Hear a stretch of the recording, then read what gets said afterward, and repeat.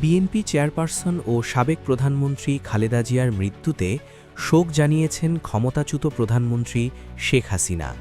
আজ মঙ্গলবার আওয়ামী লীগের কার্যক্রম নিষিদ্ধ ভেরিফাইড ফেসবুক পেজে তার পক্ষ থেকে একটি শোকবার্তা প্রকাশ করা হয়েছে।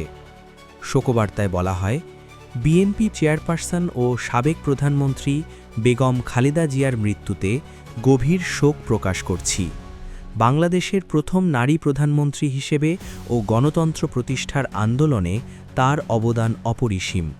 তার মৃত্যুতে বাংলাদেশের বর্তমান রাজনীতিতে এবং বিএনপি নেতৃত্বের এক অপূরণীয় ক্ষতি হল। শেখ হাসিনা খালেদা জিয়ার আত্মার মাগফিরাত কামনা করেছেন। খালেদা জিয়ার ছেলে তারেক রহমান ও পরিবারের অন্য শোকাহত সদস্যদের প্রতি গভীর সমবেদনা জানিয়েছেন তিনি। এদিকে খালেদা জিয়ার মৃত্যুতে শোক জানিয়ে শেখ হাসিনার ছেলে সজীব ওয়াজেদ জয়ের ভেরিফাইড ফেসবুক পেজেও একটি পোস্ট দেওয়া হয়েছে।